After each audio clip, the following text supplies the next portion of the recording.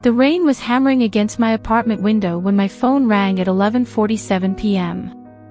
I remember the exact time because I was staring at my laptop screen, trying to finish a presentation for Monday morning. The caller ID showed Mom, and something cold settled in my stomach. My mother never called this late unless something was terribly wrong. Emily. Her voice was strained, almost breathless. Your father, he's gone. The words hit me like a physical blow. Gone. Just like that. My father, the man who had been my anchor in a sea of family chaos, was no longer there.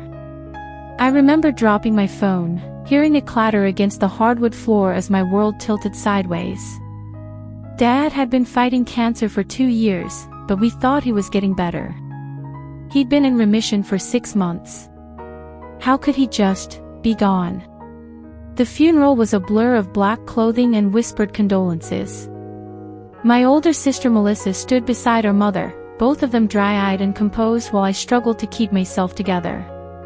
Even in grief, they presented a united front that somehow excluded me, just like they always had. It was at the reading of the will that everything fell apart.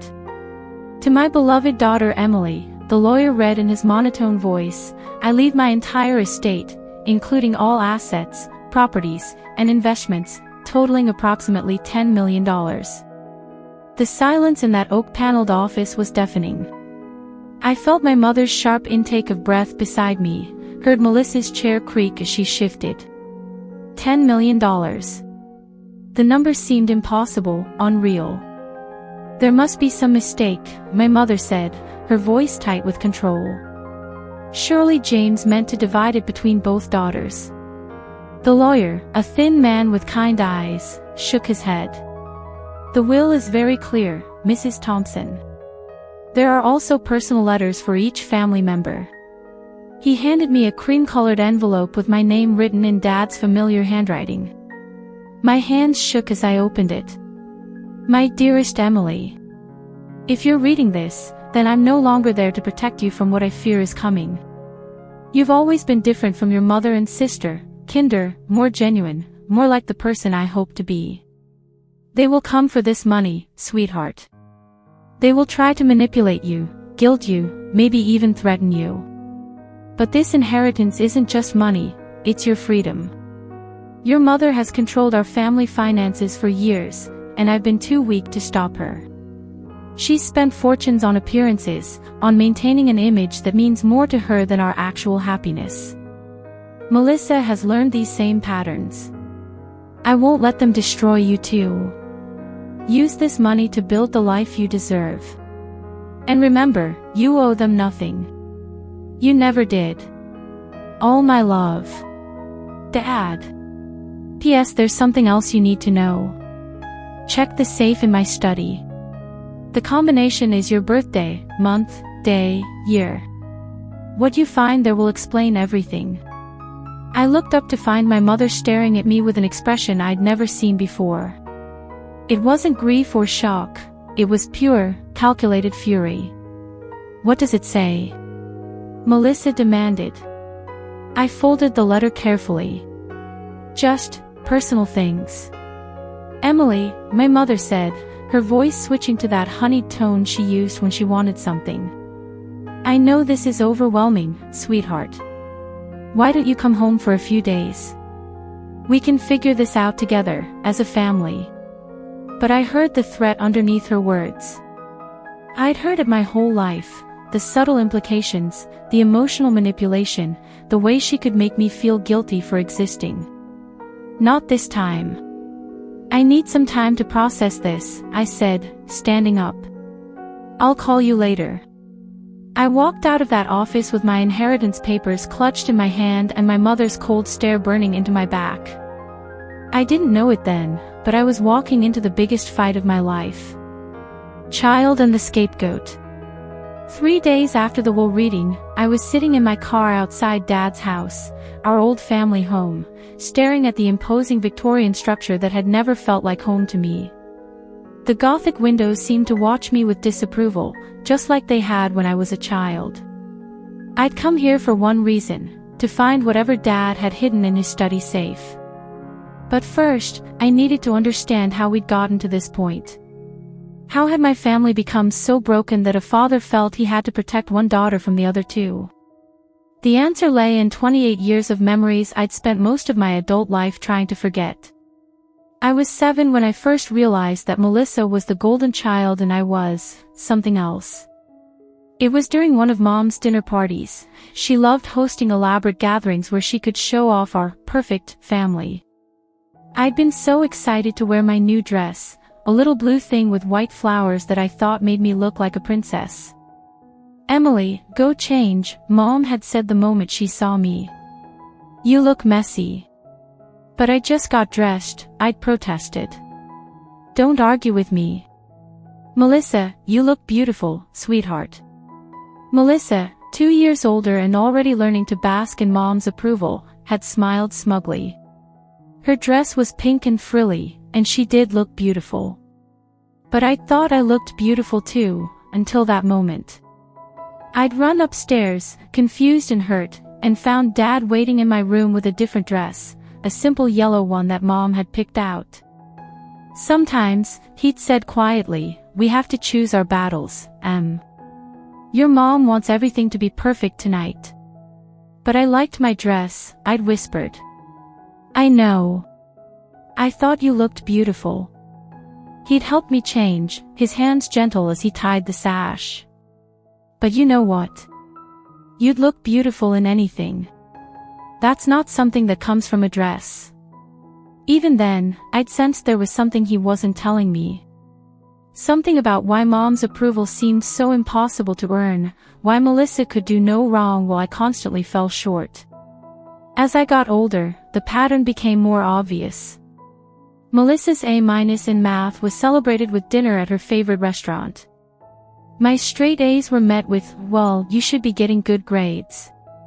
That's what's expected."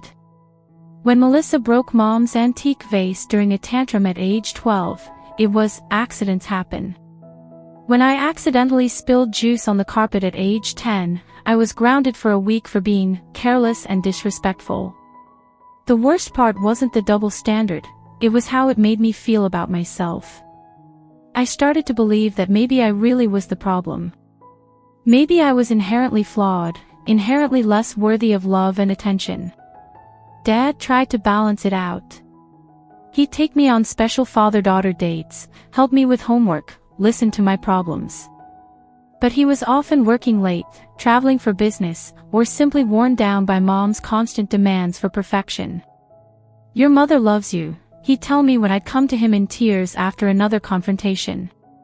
She has high standards." But I knew, even as a child, that it wasn't about standards.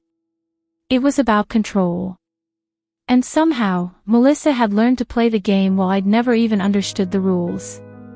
Now, sitting in my car at 28, I finally understood what Dad had been trying to tell me in that letter. This wasn't about money, it was about freedom. Freedom from a lifetime of manipulation, from constantly seeking approval that would never come, from playing a rigged game where I was always destined to lose. I took a deep breath and walked up to the front door. I had a safe to open and secrets to uncover. Whatever Dad had hidden in that study, I was ready to face it. The key was still where he'd always kept it, under the third flower pot from the left. Some things never changed. The house felt different without Dad's presence.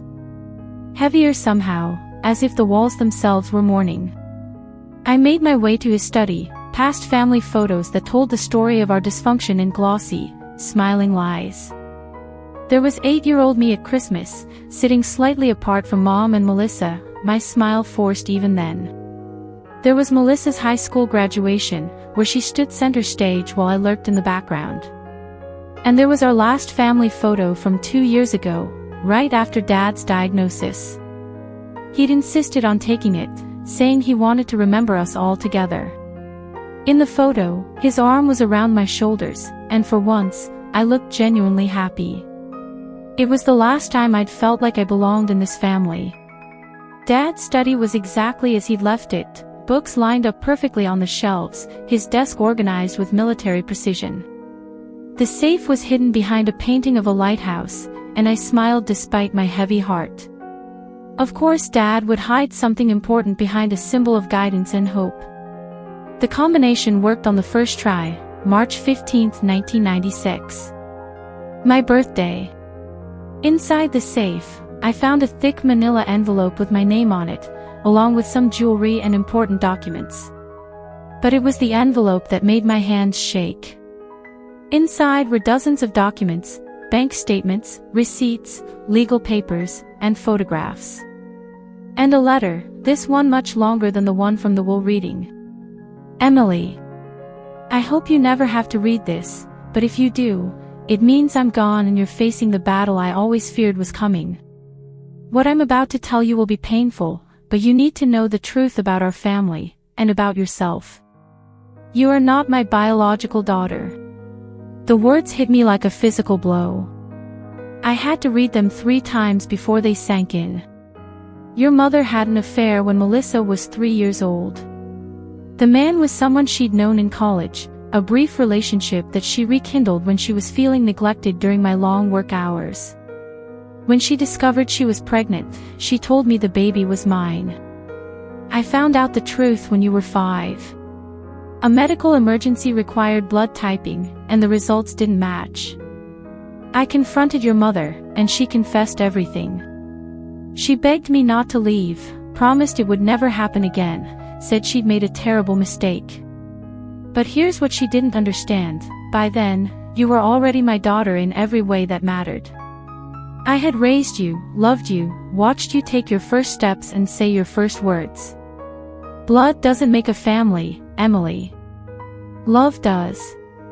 Your mother, however, never forgot that you were a reminder of her betrayal. She couldn't love you the way she loved Melissa because every time she looked at you, she saw her own guilt reflected back. So she made you the scapegoat, the child who could never be good enough, who didn't quite belong. I should have protected you better. I should have left her and taken you with me. But I was a coward, and I convinced myself that stability was more important than happiness. I was wrong. The man who is your biological father is named Michael Chin. He's a good man, a professor of literature at UC Berkeley. He never knew about you. Your mother told him she'd lost the baby. I've included his contact information in this envelope, but the choice of whether to reach out is entirely yours. I'm also including evidence of your mother's financial abuse over the years. She's been transferring money from our joint accounts to personal accounts that Melissa has access to. They've been planning to exclude you from any inheritance for years, believing you would never question it. But I questioned it. And I changed my will accordingly. You are my daughter, Emily. You always have been. And you deserve so much more than the scraps of affection they've been giving you. Take this money, take these documents, and build a life where you're valued for who you are, not punished for who you're not. I love you, sweetheart. I'm sorry I couldn't be braver while I was alive. Dad. I sat in his leather chair, surrounded by the evidence of my family's deception, and felt something shift inside me. The pain was enormous, learning that my entire identity had been built on a lie. But underneath the pain was something else, relief. It all made sense now. The constant criticism, the feeling of being an outsider, the way Mom and Melissa seemed to share secrets I wasn't privy to. I wasn't defective or unworthy of love, I was just the inconvenient reminder of a family's deepest shame. The bank statements showed what Dad had meant about financial abuse. Over the years, hundreds of thousands of dollars had been transferred from joint accounts to an account in Melissa's name. Money that should have been part of Dad's estate, money that they'd been systematically stealing while he was focused on his business and his illness. I photographed everything with my phone, then carefully replaced the originals in the safe. This was my insurance policy now, proof of their betrayal, evidence of their crimes. My phone buzzed. A text from Mom: Emily, we need to talk. Family meeting tomorrow at 2 p.m. Don't be late. I stared at the message, and for the first time in my life, I felt powerful instead of afraid. They wanted a family meeting. Fine. But this time, I'd be coming with my own agenda. I texted back, "I'll be there." But what I didn't say was that I'd be bringing Dad's secrets with me. And I had a plan. The next morning, I did something I'd never done before. I hired a lawyer. Not just any lawyer, but Margaret Rodriguez, one of the city's most respected estate attorneys. If my family wanted to play games with my inheritance, they'd be playing against a professional. "This is quite a situation," Margaret said after I'd explained everything and shown her the documents. "Your father was very thorough in protecting your interests, but your mother and sister are likely to challenge the will. Can they win?" I asked. "Based on what you've shown me?" "No. But they can make things very unpleasant for you. Are you prepared for that?" I thought about Dad's letter, about 28 years of gaslighting and manipulation, about the little girl who'd been made to feel like she didn't belong in her own family. "I'm ready," I said. Margaret smiled. "Good. Because I have a feeling this family meeting is going to be interesting." I spent the rest of the morning preparing. I made copies of all the documents, secured the originals in a safety deposit box, and mentally rehearsed what I wanted to say. But most importantly, I called my best friend Jake and asked him to be on standby. "If you don't hear from me by 4 p.m., call the police," I told him. "Something about this whole situation feels wrong." Jake had known me since college and had witnessed enough family drama to understand why I was worried. "Are you sure you want to go alone?" "I need to face this myself," I said. "But I'll keep my phone on, and I'll text you every hour." At 1:45 p.m., I pulled up to the family house again. This time, I wasn't the scared, confused daughter who'd visited 3 days ago. This time, I was a woman with $10 million, a lawyer, and the truth on my side. The front door opened before I could knock. Mom stood there, perfectly dressed as always, her smile as sharp as a blade. "Emily, darling. Thank you for coming." "Of course," I said, stepping inside. "Where's Melissa?" "In the living room. We thought we'd start with some tea." The living room had been staged like a battlefield. Mom and Melissa sat on the large sofa, a united front, while a single chair had been placed across from them. The power dynamic was clear, 2 against 1, just like it had always been. "Sit down, sweetheart," Mom said, gesturing to the lone chair. "We need to have a serious conversation." I remained standing. "I'm listening." Melissa shifted uncomfortably. She'd always been beautiful in that conventional way, blonde hair, blue eyes, the kind of looks that open doors. But today, she looked nervous, almost guilty. "This whole inheritance situation is obviously a misunderstanding," Mom began. "Your father was very ill when he wrote that will. He wasn't thinking clearly." "He seemed pretty clear to me," I said. "Emily, be reasonable." Mom's voice took on that patronizing tone I knew so well. $10 million is a lot of money for someone your age to handle alone. And it's not fair to Melissa, who's been such a devoted daughter. "Devoted how?" I asked.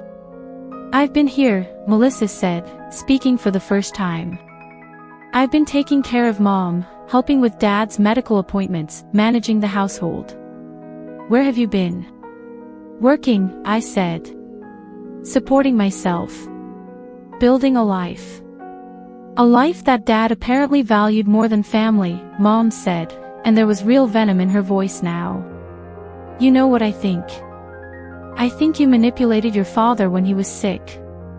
I think you convinced him to change his will." The accusation hung in the air like smoke.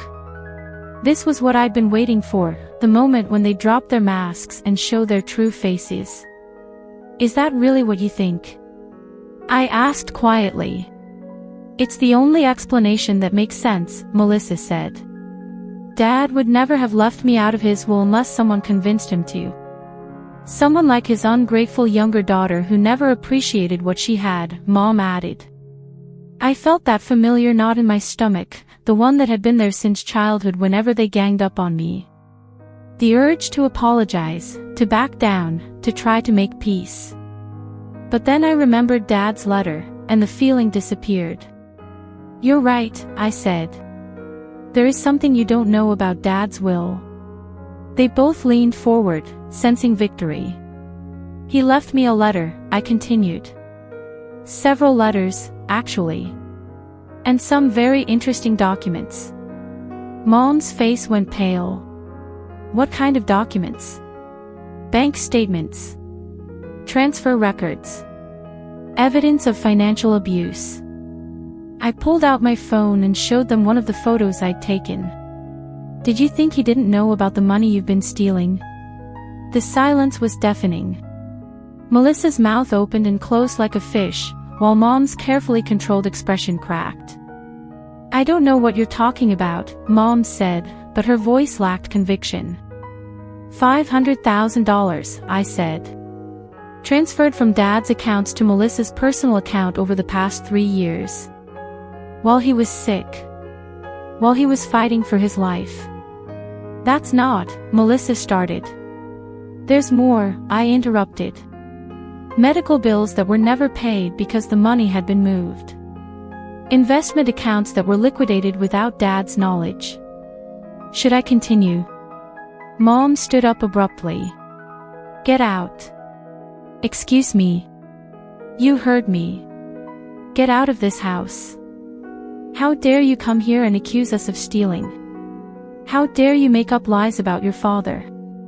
I'm not making up anything, I said calmly. I have copies of everything. Bank records don't lie. Get out. Mom screamed, and suddenly she was moving toward me, her face twisted with rage. Get out of my house. I backed toward the door, but she followed me, her hands reaching for my hair, my clothes, anything she could grab. I felt her fingers tangle in my hair and pull, hard enough to bring tears to my eyes.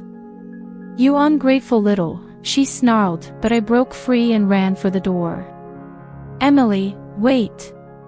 Melissa called, but I was already outside, my scalp stinging, my heart pounding. I sat in my car for a moment, shaking. In all my years of family dysfunction, Mom had never gotten physically aggressive. But then again, $10 million had never been at stake before. I texted Jake, all good. Heading home. Have interesting story to tell. But as I drove away, I couldn't shake the feeling that this was just the beginning. The masks had come off, and now I knew exactly what I was dealing with. The question was, what were they going to do next? The harassment started the next day. My phone rang constantly, Mom, Melissa, even some of their friends I barely knew.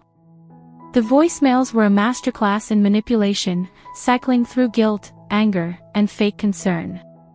Emily, it's your mother. I don't know what's gotten into you, but this behavior is unacceptable. Call me back immediately. It's Melissa. Mom's really upset. Can we please talk about this like adults? This is Aunt Carol. Your mother is beside herself with worry.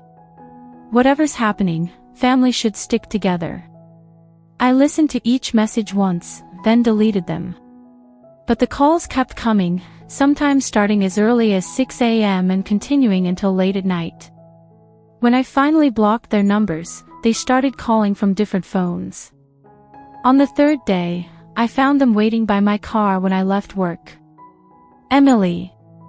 Mom called out, her voice bright and fake. We need to talk, sweetie. I looked around. We were in a public parking lot, and there were people around. They couldn't make a scene here without looking unhinged. There's nothing to talk about, I said, walking past them to my car.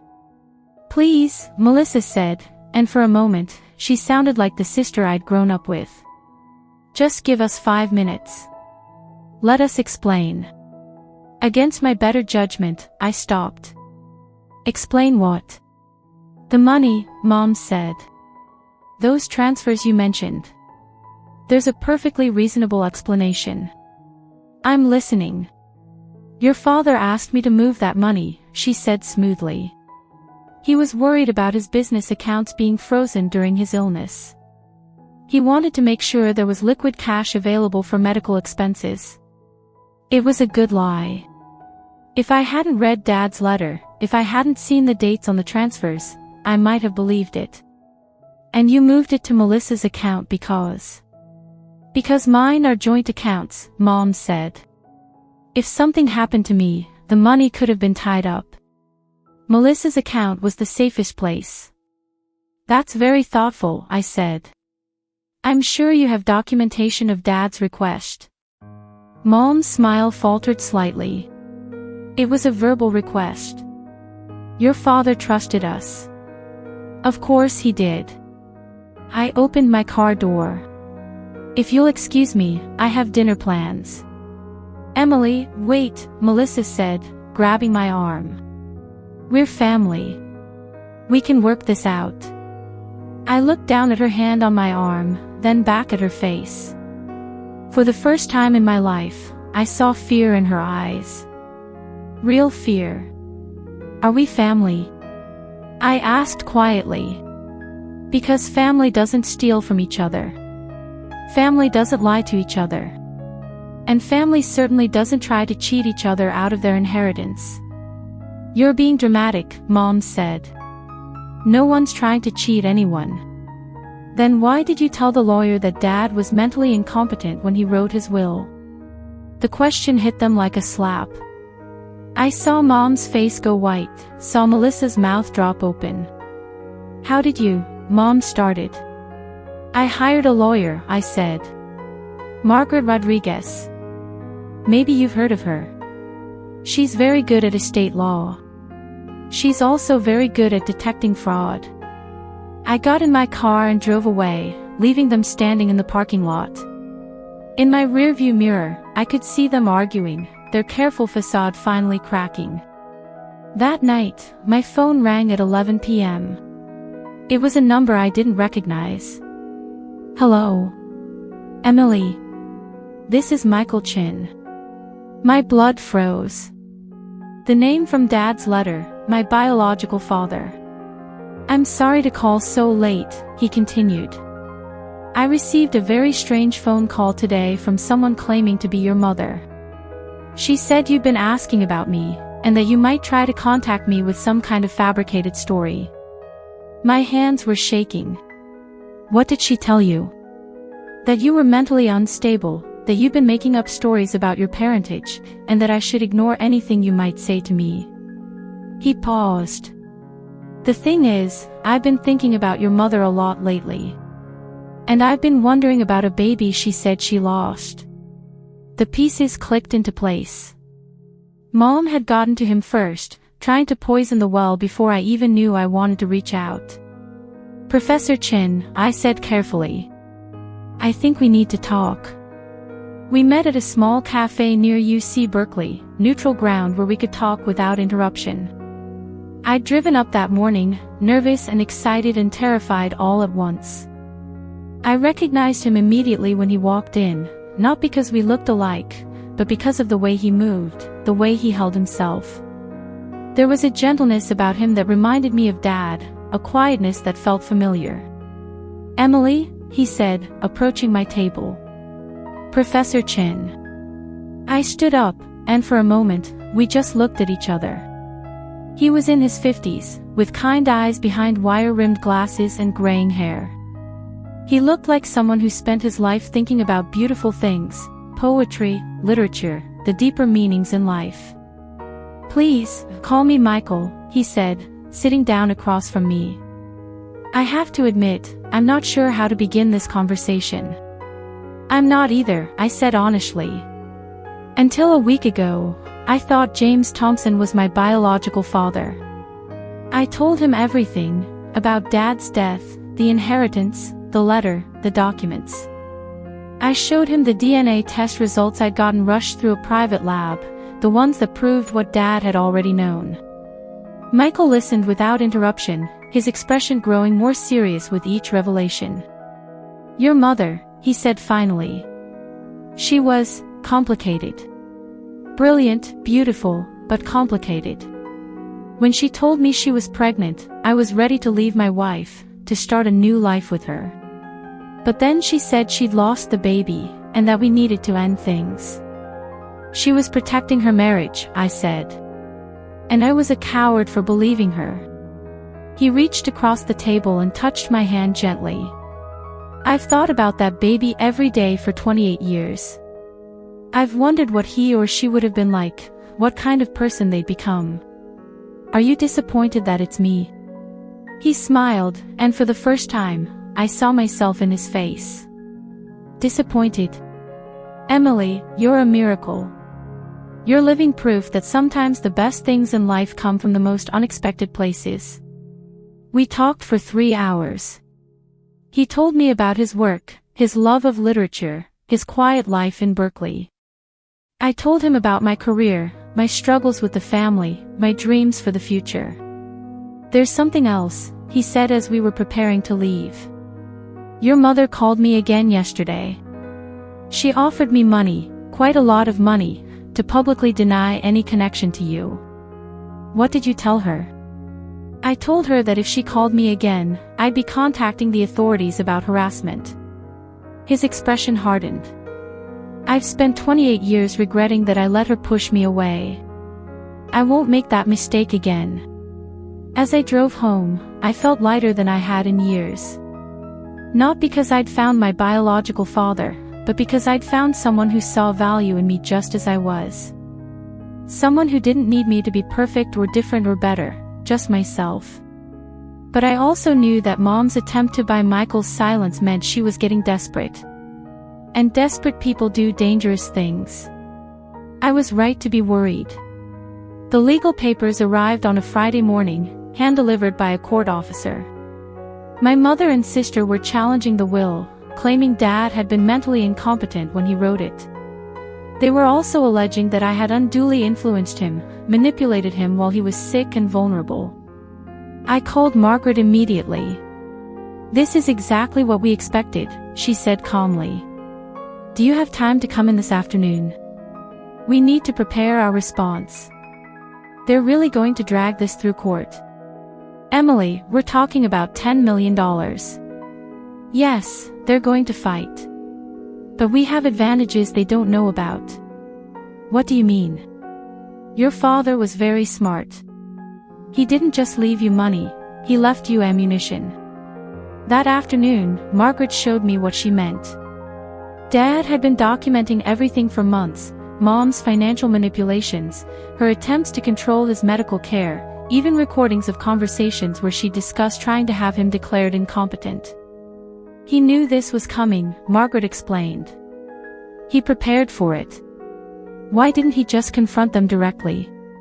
Because he knew they'd deny everything. This way, he could protect you even after he was gone. The court date was set for the following month. In the meantime, the harassment escalated. Mom and Melissa started showing up at my workplace, at my apartment, at the gym where I worked out. They never directly threatened me, but their presence was constant, oppressive. "You're destroying this family," Mom said one evening, cornering me in the grocery store. "Your father would be ashamed of what you're doing." "My father is the one who left me the money," I replied. "Maybe you should ask yourself why he felt the need to protect me from you." "You think you're so smart," she hissed. "You think you've won. But you don't know what you're up against." The threat was clear, but I wasn't the frightened little girl she'd been bullying for 28 years. I was a woman with resources, allies, and the truth on my side. The night before the court hearing, I couldn't sleep. I kept thinking about all the years I'd spent trying to earn their love, all the times I'd apologized for things that weren't my fault, all the dreams I'd put on hold because I was afraid to disappoint them. At 3 a.m., I got up and wrote a letter I'd been composing in my head for years. Mom and Melissa, Tomorrow, we'll go to court and let strangers decide whether I deserve the inheritance Dad left me. But the real question isn't about money, it's about love, and respect, and what it means to be family. For 28 years, I've tried to be the daughter you wanted. I've apologized for being too loud, too quiet, too emotional, too distant. I've twisted myself into shapes that hurt, trying to fit into a space that was never made for me. But I'm done apologizing for existing. I'm done making myself smaller so you can feel bigger. I'm done pretending that your love is something I need to earn. Dad saw me for who I really was, not perfect, but worthy of love anyway. He saw my potential, my kindness, my strength. He saw that I was being slowly destroyed by a family that should have been protecting me. Tomorrow, you'll probably paint me as the villain. You'll talk about how I've torn the family apart, how I've chosen money over relationships. But we both know the truth, this family was broken long before Dad died. I'm just the first one brave enough to admit it. I don't hate you. I feel sorry for you. You've spent so much energy trying to control everything that you've forgotten how to love anything. I'm not your scapegoat anymore. I'm not your victim. I'm a woman who deserves better, and I'm finally strong enough to demand it. Goodbye. Emily. I sealed the letter and left it on my kitchen table. I never sent it, I didn't need to. Writing it was enough. It was my declaration of independence, my formal resignation from a family that had never truly accepted me. The courtroom was smaller than I'd expected, but the tension was enormous. Mom and Melissa sat with their lawyer, a sharp-faced woman who looked like she charged by the scowl. They'd dressed carefully, Mom in a black suit that suggested mourning, Melissa in navy blue that said, trustworthy daughter. I sat with Margaret, wearing a simple gray dress that said, competent adult. We'd planned this carefully, not too flashy, not too somber. Just confident. Their lawyer went first, painting a picture of a sick old man manipulated by a calculating daughter. She talked about my estrangement from the family, my sudden interest in my father's welfare, my suspicious behavior around the time of his death. The evidence shows, she said, that Emily Thompson used her father's illness to manipulate him into changing his will. She isolated him from his wife and elder daughter, feeding him lies about their financial management and turning him against the family who loved him. It was a masterful performance. If I hadn't known the truth, I might have believed it myself. Then Margaret stood up. Your Honor, the evidence in this case tells a very different story. It tells the story of a man who spent his final months documenting years of financial abuse, emotional manipulation, and family dysfunction. It tells the story of a father who saw his younger daughter being systematically destroyed by the very people who should have been protecting her. She presented Dad's recordings, his documentation of the money transfers, his detailed notes about Mom's behavior. She showed the court bank records, medical bills that had been left unpaid while money was being moved to personal accounts, evidence of systematic financial abuse. But the most damning evidence was a recording Dad had made just 2 weeks before his death. In it, Mom could be heard discussing plans to have him declared incompetent so she could control his finances. He's getting too suspicious, Mom's voice said clearly. We need to move faster. What if he changes his will? Melissa asked. He won't have the chance if we can get him declared incompetent first. The silence in the courtroom was deafening. I saw Mom's face go white, saw Melissa's lawyer lean over to whisper urgently in her ear. Furthermore, Margaret continued, we have evidence that the plaintiffs attempted to interfere with this case by contacting and attempting to bribe a witness, Professor Michael Chin, to provide false testimony. She played the recording I'd made of my conversation with Michael, where he described Mom's attempts to buy his silence. When Margaret finished, the judge asked if the plaintiffs wanted to respond. Their lawyer stood up, but she looked defeated. Your Honor, we need time to review this new evidence. You've had a month to prepare your case, the judge said dryly. The evidence presented today clearly shows that James Thompson was of sound mind when he wrote his will, and that his concerns about financial abuse were well-founded. Furthermore, the court finds the plaintiff's conduct in this matter to be questionable at best. He looked directly at Mom and Melissa. The will stands as written. All assets passed to Emily Thompson as designated. Additionally, this court is referring evidence of potential financial crimes to the district attorney's office for review. The gavel came down with a sharp crack that seemed to echo through my entire life. Outside the courthouse, Mom and Melissa waited by the steps. For a moment, I thought they might try to apologize, to salvage something from the wreckage of our family. I was wrong. "You've destroyed everything," Mom said, her voice shaking with rage. "Everything your father worked for, everything this family stood for. Are you happy now?" "I'm free," I said simply. "For the first time in my life, I'm free." "Free?" Melissa laughed bitterly. "You're alone. You have no family left." "I never had a family," I replied. "What I had was a group of people who shared my last name and made me feel terrible about myself." "That's not the same thing." "Don't be dramatic," Mom snapped.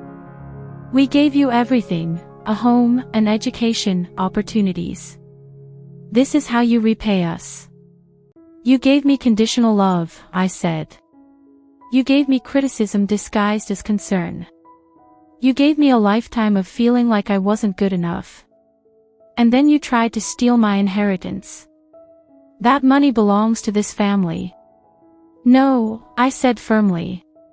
"That money belongs to me. Dad made that choice. He saw what you were doing to me, and he chose to protect me. He was sick. He was lucid enough to document years of your financial abuse. He was lucid enough to record you planning to have him declared incompetent. He was lucid enough to see that you cared more about money than about either of your daughters." Mom's face crumpled, and for a moment, I saw something that might have been genuine emotion. But it passed quickly, replaced by the cold calculation I knew so well. "You'll regret this," she said quietly. "Someday, you'll need family, and you'll remember what you threw away." "I already know what I threw away," I said. "A lifetime of being made to feel small. A lifetime of apologizing for existing. A lifetime of seeking approval from people who were never going to give it. I walked away from them then, and I didn't look back."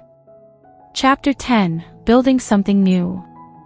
6 months later, I was sitting in my new apartment, a beautiful place with huge windows and room for all the books I'd always wanted to own. The $10 million had been more than enough to pay off my student loans, buy a home, and set up a foundation in Dad's name to help young women escape toxic family situations. But the real change wasn't in what I owned, it was in who I'd become. I'd started therapy, finally addressing the years of emotional abuse I'd normalized. I'd reconnected with friends I'd lost touch with, people who'd been pushed away by my family's drama. I'd even started dating Jake, my best friend who'd been patiently waiting for me to realize that love didn't have to hurt. Michael and I had dinner every month. He'd become the father figure I'd always needed, supportive without being controlling, proud without being demanding. He'd even introduced me to his wife, Sarah, who'd welcomed me with open arms and genuine warmth. "You know what I love most about you?" she'd said during our first meeting. "You're nothing like the person your mother described on the phone." I'd learned to recognize the difference between people who loved me and people who wanted to control me. The contrast was stark once you knew what to look for. The legal aftermath had been swift and brutal. The district attorney had filed charges against Mom and Melissa for elder abuse and financial fraud. They'd eventually pled guilty to reduced charges, paying hefty fines and performing community service. Their reputations and their social circles were destroyed, the thing Mom had feared most. I felt sorry for them sometimes, but I didn't feel guilty. They'd made their choices, just like I'd made mine. 1 year after Dad's death, I found myself back at his grave. The headstone was simple, elegant, just his name, dates, and the words, "Beloved Father." I'd chosen those words carefully. I sat in the grass beside his grave and read him the letter I'd written but never sent. Dear Dad. It's been a year since you died, and I'm finally starting to understand what you were trying to tell me. All those years when you'd say, "Choose your battles," you weren't teaching me to be a doormat, you were teaching me to be strategic. You were showing me that sometimes we have to bend so we don't break, but that doesn't mean we have to stay bent forever. The inheritance wasn't about money. It was about giving me the power to choose my own life, to break free from a cycle of abuse that had been going on for generations. It was about showing me that I was worth protecting, worth fighting for. I wish you'd been braver while you were alive. I wish you'd left Mom and taken me with you. But I understand now that you were doing the best you could with the tools you had. And in the end, you found a way to save me anyway. I'm happy now, Dad. Really happy. Not the fake happiness I used to perform for family gatherings, but real joy. I wake up every morning excited about my life, about the work I'm doing, about the people who love me. I'm using the foundation money to help other young women escape toxic families. Last month, we helped a 19-year-old named Sarah get away from parents who were threatening to cut her off financially if she didn't marry someone they'd chosen for her. The month before, we helped a woman named Maria leave an abusive household and start college. Every time I help someone, I think of you. I think of the father who saw his daughter being slowly destroyed and found a way to give her the tools to save herself. I forgive you for not being perfect. I forgive you for the years of staying quiet, for the times you chose peace over protection. I understand now that you were fighting your own battles, and that love isn't always strong enough to overcome fear. But in the end, your love was stronger than their control. And that's what matters. I love you, Dad. Thank you for seeing me. Thank you for believing I was worth saving.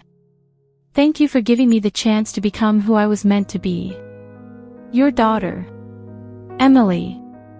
I folded the letter carefully and placed it under a small stone by his headstone. The wind picked up, rustling through the trees, and for a moment, I could swear I heard his voice. I'm proud of you, Em. 2 years after the inheritance, I was giving a speech at a conference for survivors of family abuse.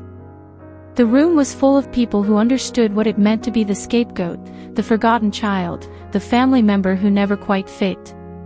The hardest part, I told them, isn't the abuse itself. It's recognizing that it was abuse. When you're raised to believe that love comes with conditions, that affection must be earned, that you're inherently flawed, it becomes your normal. You don't even realize you're drowning because you've never learned to breathe. I looked out at the audience, young women and men, some older people who'd taken decades to realize they deserved better. They were all at different stages of their journey, but they were all there because they decided to fight for themselves. My father left me $10 million, I continued. But that's not what saved me. What saved me was the letter he left explaining why. It was the first time in my life that someone had seen the dysfunction clearly and chosen to protect me instead of enabling it. But here's what I've learned. You don't need $10 million to save yourself. You don't need a parent to validate your experience. You don't need permission from your abusers to walk away.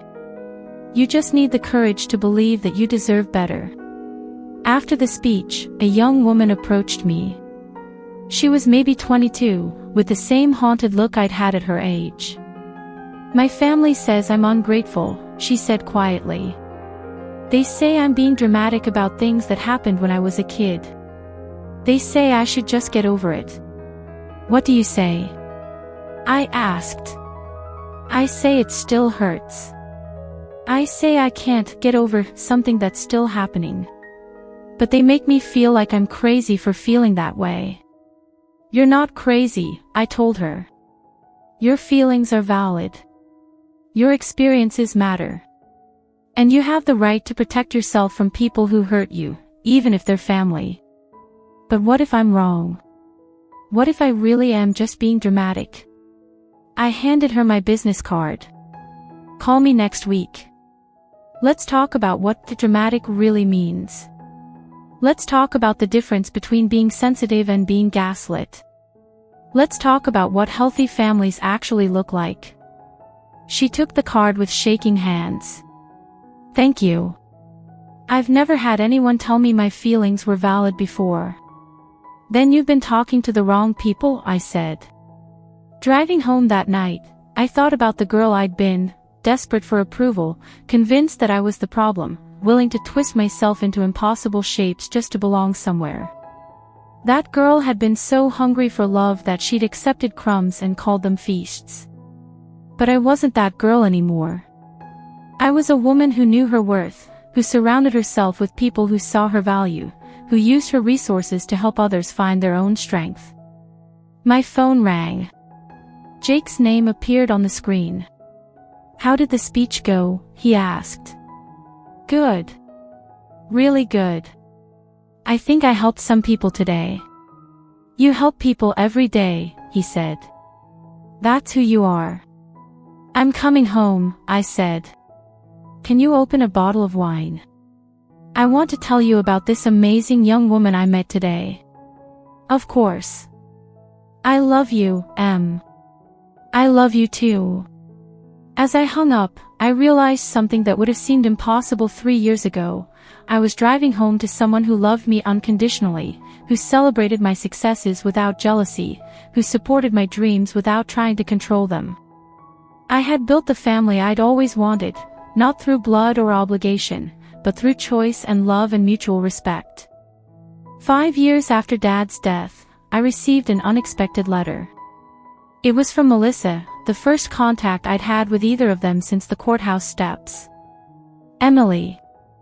I know you probably don't want to hear from me, but I needed to write this.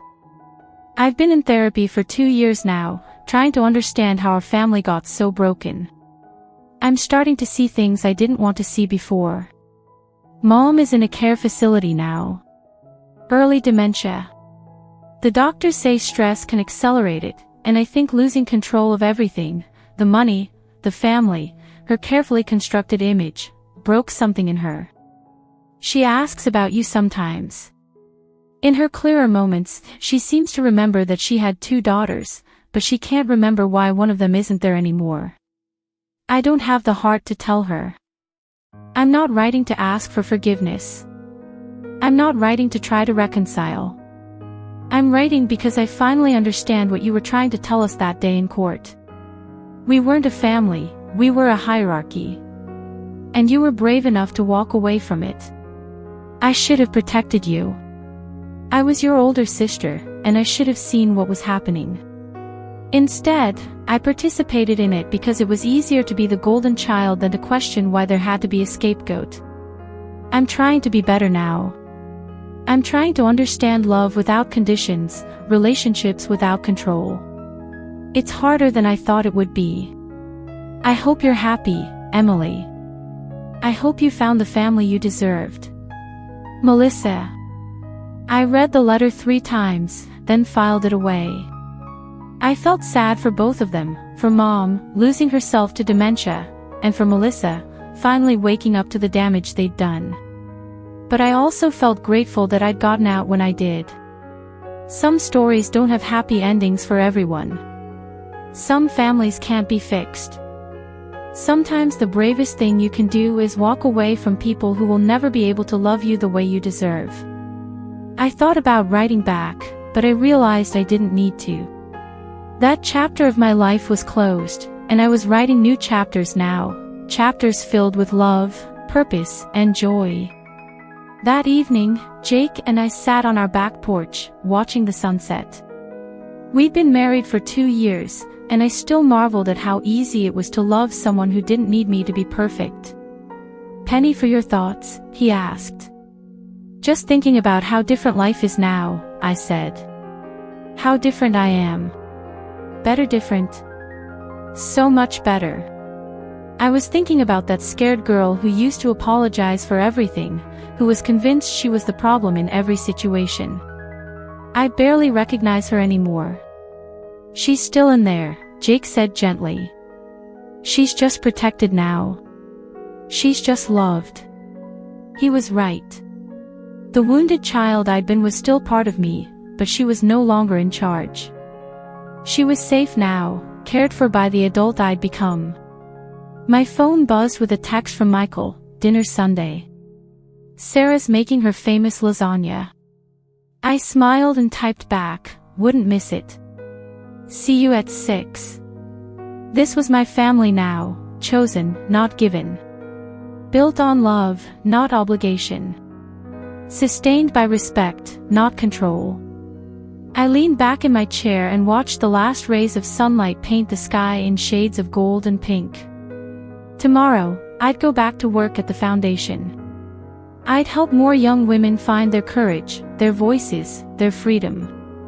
I'd continue the work Dad had started when he decided to protect me instead of enabling my abusers. But tonight, I was simply content. I was a woman who had fought for herself and won. I was a daughter who had been loved by the parent who mattered most. I was a survivor who had not just endured, but thrived. The little girl who had once desperately sought approval from people who would never give it was gone. In her place was a woman who knew her worth, who demanded respect, who surrounded herself with people who saw her value. I had everything I'd ever really wanted: peace, purpose, and people who loved me exactly as I was. And that, I realized, was the greatest inheritance of all. Author's note: this story is dedicated to everyone who has ever had to choose between family loyalty and self-preservation. You are not alone. You are not ungrateful. You are not dramatic. You are brave. If you're struggling with family abuse or manipulation, please know that help is available. You deserve love without conditions, relationships without control, and the freedom to become who you're meant to be. Sometimes the family you're born into isn't the family you need. And that's okay.